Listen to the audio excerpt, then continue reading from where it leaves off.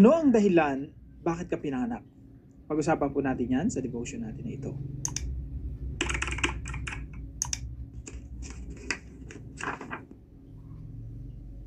Magandang araw po sa bawat isa sa inyo. Welcome back to our 365 Daily Devotions, Bible Characters Edition. Binabati ko po muna ng happy birthday si Ma'am Catalina. Ako po ay nakikigalak sa inyong kaarawan. Now, yung topic po natin ngayon ay patungkol po kay Moses. At dito po sa Exodus chapter 2, pakinggan po natin ang sinasabi ng banal na kasulatan. Now, a man of the tribe of Levi married a Levite woman, and she became pregnant and gave birth to a son. When she saw that he was a fine child, she hid him for 3 months. So, meron pong dalawang Levita rito at mag-asawa po sila at nagbuntis yung isa. Ang pinagbubuntis po dito ay si Moses. Now, balikan po muna natin yung family tree ni Abraham. So, si Abraham po, ang anak niya si Isaac. Ang anak ni Isaac ay si Jacob. Si Jacob, ang anak niya ay yung 12 bumubuo ng 12 tribo ng bayan of Israel o ng bansang Israel. Now, isa po sa mga tribo doon ay si Levi. Siya po yung pinaka-founder. At dito po nanggaling si Moses. Kaya po rito sa verse natin dito sa Exodus chapter 2, si Moses po pinanganak siya mula sa mga Levita. Now, something interesting sa Biblia, di ba parang mas maganda yata kung si Jesus galing kay Moses. Actually, hindi. No? Si Jesus galing siya kay Judah. Si Moses galing siya kay Levi. Ang isang reason po kasi noon kung bakit hindi siya galing kay Moses, kasi si Moses tsaka yung buong Levita, sila yung buong kaparian, ang purpose nila ay i-prepare si Jesus Christ na Messiah, the Messiah, na magmumula sa lahi ng Huda.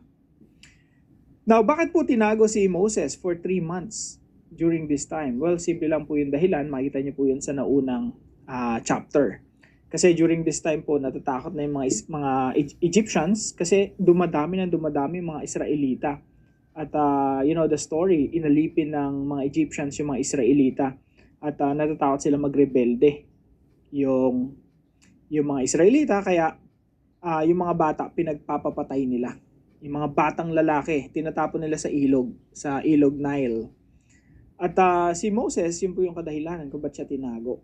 And later on, nung di na nila matago si Moses, pinaanod na lang nila doon sa isang ilog at doon po siya natagpuan ng anak ng Pharaoh na babae. Yun po yung umampon kay Moses. Now, ito po yung ilan sa mga katuruan natin ngayong araw. Pag-usapan po natin sa devotion natin ito, 3 things about Moses. Of course, napakadaming pwede pag-usapan sa buhay ni Moses. Pero bilang introduction, pag-usapan natin 3 bagay patungkol kay Moses. Number 1 po, Moses' birth foreshadows the coming of Christ. Yung kapanganakan po ni Moses, ito po ay foreshadow. Madalas niyo pong maririnig sa akin ito kahit ng mga nakaraan devotion natin. No? Ibig sabihin po ng foreshadow, ito po ay kumbaga sa isang drama o sa isang nobela o sa isang movie, ito ay hint o mga clues na maglalarawan kung sino yung Messiah na darating. Okay? So again, foreshadow, from the word shadow, maaaninag mo na. May anino na yung Messiah. Yung Messiah po ay katulad ni Moses. So magpapakita po ako sa inyo ng isang picture para po mas ma-imagine natin. Yung buong Biblia po, sabi ni Jesus Christ sa Luke chapter 24, yung buong Biblia po ay patungkol sa Kanya. Mula, umpisa, Genesis hanggang Malakay.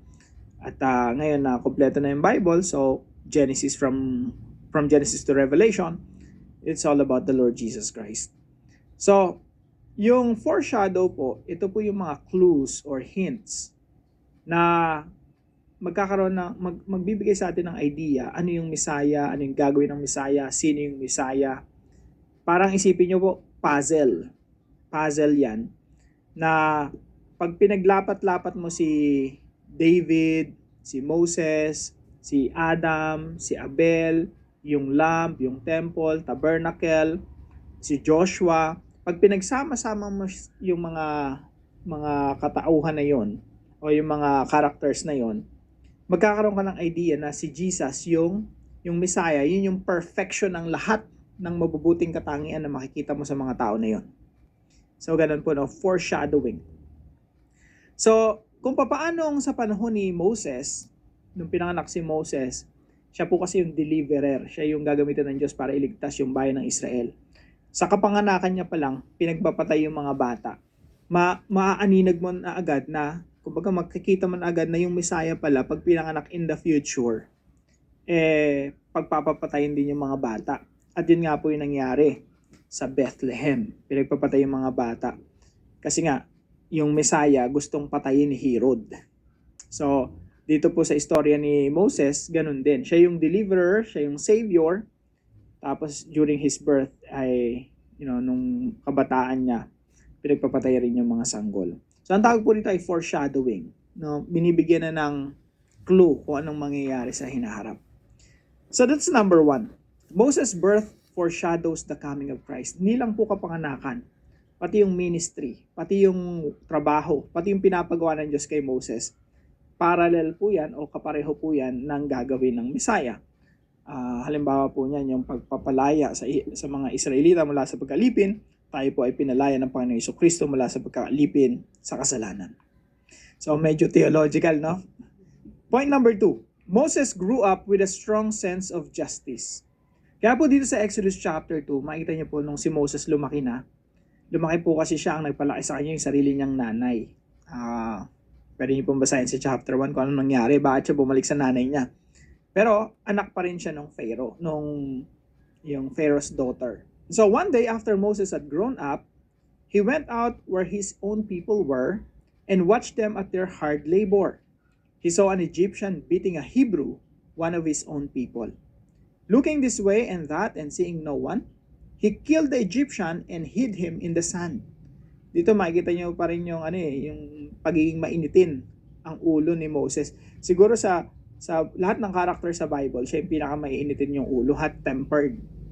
Now, dito siguro galit na galit talaga siya, no? Kasi inaabuso ng Egyptian yung isang Hebrew, pinaghahagupit siguro, binubugbog sa harapan niya, hindi niya matiis yun. Meron siyang sense of justice. Mataas yung sense niya ng hustisya. Kailan may justice? Ginawa niya, pinatay niya yung Egyptian. Hindi ko sinasabing tama yun, pero makikita natin si Moses meron siyang sense of justice. At ginamit ng Panginoon yon para siya yung maging leader, pinaka-presidente ng bayan ng Israel. Kasi kung may sense of justice ka, ikaw yung dapat mamuno. Kasi ayaw mo ng mga inaabuso. Ayaw mo ng mga karapatang pantao, tinatapakan ng iba. Now, pangatlo po, Moses was unqualified and yet qualified. Bakit po unqualified si Moses? Well, kung makikita mo si Moses, Prince of Egypt, no, merong education, siya lang talaga yung educated at that time. Pero, kung isipin mo mabuti, napaka-reluctant ni Moses. Nang tinawag siya ng Diyos para palayain ang Israel mula sa pag-alipin sa Egypt, ang dami niyang complain, ang dami niyang reklamo. Sabi niya, Lord, iba na lang. Reluctant siya, tapos utal-utal pa siya. Buyoy siya, no? Bulol. Or, I don't know, hindi siya sanay magsalita, hindi siya sanay humarap sa tao. At masasabi natin, disqualified siya or unqualified. Pero, sa Panginoon, walang unqualified or disqualified. Pag tinawag ka ng Panginoon, He who calls you will also be the one to empower you. Kaya bawat isa sa atin, no, kung sino man sa atin, feeling mo hindi ka qualified sa isang trabaho, hindi ka qualified sa isang career, hindi ka qualified sa mag-lead ng pamilya mo, hindi ka qualified, maging maghawak ng negosyo. Mga kapatid, pag tinawag ka ng Diyos sa gawain na yan, whatever that is, kung ano yung mission na pinapagawa sa'yo ng Diyos, remember this, it doesn't matter if you're qualified or not. Basta alam mo na pinagagawa sa'yo ng Diyos yun, ang Diyos ang magpapatagumpay sa'yo. Now, ano pong application natin tungkol sa pinag-aaralan natin na to? Number 1 po, birth. Live the reason you were born for. Yung mga Bible characters po, ang purpose niya nila Joseph, nila David, nila Joshua, nila Moses, ay i-embody si Jesus Christ. Kumbaga bigyan ng clue or hint kung anong uri ng Messiah yung darating. Lalo na si Joshua, conqueror. So yung Messiah, conqueror din. Si David, hari siya. At he's ruling his kingdom with justice. Ganun rin yung Messiah. He will rule the entire world with justice. So, yun yung reason ng mga Bible characters. They're living for, the purpose of their lives is to live as someone na kahawig ng Messiah. At imagine si Moses, hindi niya ipinamuhay yung calling niya o yung panawagan sa kanya ng Diyos. Hindi siya magiging si Moses na kilala natin ngayon. Now, ikaw rin at ako, lahat po tayo, pinanganak tayo for a reason. Hindi po totoo na pagkapanganak mo at nagsisimula kang mag-isip, magkaroon ng muwang, ikaw yung gagawa ng sarili mong purpose or sarili mong direksyon or sarili mong patutunguhan. In fact, biblically speaking, hindi ka pa pinapanganak, may plano na si Lord sa'yo. Hindi ka pa pinapanganak, may purpose na si Lord sa'yo. That's something you have to discover. May reason ba't ka pinanganak. Hindi ikaw ang gagawa ng reason mo. Hindi ikaw ang gagawa ng purpose mo. Meron ng purpose, may reason na. Ang kailangan mo lang gawin, i-discover yon at ipamuhay yung dahilan kung ba't ka pinanganak dito sa mundo. At hindi po natin mahuhusgahan yan, mga kapatid, sa nangyari lang sa atin sa nakalipas o sa isang araw ng buhay natin. Hindi mo masusukat yung purpose ng Lord sa isang araw lang o sa isang buwan. Yan po ay pangkabuuan ng buhay natin na dapat ipamuhay natin ng tama. So, pangalawa po, justice. Be a person of fairness and justice. Huwag po tayong manlamang sa kapwa, sa mga business deal. Kahit na meron kang kakayahan na lamangan yung iba. Kahit nasa lahat na ng opportunity, nasa na lahat ng mga baraha, huwag mong lamangan yung iyong kapwa. Di bali nang ikaw yung lamangan, kesa ikaw yung manlamang sa kapwa mo. So, sa ibang pamamaraan naman, how can we show or how can we become a person of fairness and justice? Sa mga tao sa paligid natin, kagaya ni Moses, dapat hindi mo matolerate yung evil . Yung evil kasi yung kasamaan, yung pagiging unfair ng ibang tao o panlalamang ng ibang tao, pag tinotolerate mo yan, lalo na within your scope of influence, pag tinotolerate mo yan, magiging normal yan. At kung ano ang maging normal at maging habitually ginagawa ng tao, magiging kultura. Kahit sa pamilya, magiging kultura yan. So mga kapatid, I hope sa iyong sarili at sa iyong pamilya, maituro at maging kultura talaga yung fairness and just. Yung hindi ka nanlalamang ng kapwa, tapos hindi mo hinayaan yung member ng pamilya mo na nanlalamang ng iba. So ako, ang naituro sa akin, di bali ka ng malamangan, huwag ka manlamang ng iba. Pangatlo po, mission. Present yourself as willing and available. Kahit po, kagaya ni Moses, hindi ka makapagsalita, hindi ka sanay humarap sa tao, pero pag tinawag ka ng Diyos, may posisyon na binigay sa iyo ang Diyos. Para sa iyo yan. Live it. Para sa iyo yan. Kailangan kapatid, you just have to present yourself to God. Lord, I'm willing and I'm available. Paggising mo pa lang ng umaga, Lord, I'm willing and I'm available. Kung ano pinapagawa mo sa akin, Lord, mahirap yan, imposible man yan, it doesn't matter. What matters is, you will empower me. Remember this, mga kapatid, pag tinawag ka ng Diyos na gawin ang isang misyon, isang gawain, hindi yan nakadepende sa iyo, nakadepende yan sa lakas at biyaya ng Diyos. So, remember this, if you're called by God, God Himself will also empower you. Para po sa ating discussion, why do you have to be fair and just at all times? Pag-usapan po natin yan sa ating mga discussion groups at para naman po sa ating dive deeper, pag-usapan po natin bakit si Jesus, siya yung greater Moses.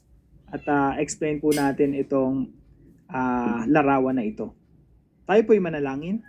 Father God, thank you for the life of Moses, whose birth pointed forward to Christ, and whose calling reminds me that you appoint the unlikely. Teach me to live for the reason you brought me into this world.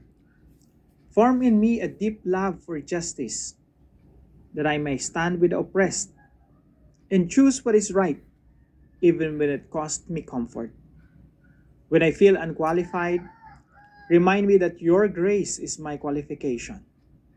Make me willing and available for your mission. May my life reflect the greater Moses, Jesus Christ, who perfectly redeemed God's people. In Jesus' name, amen and amen. Maraming salamat.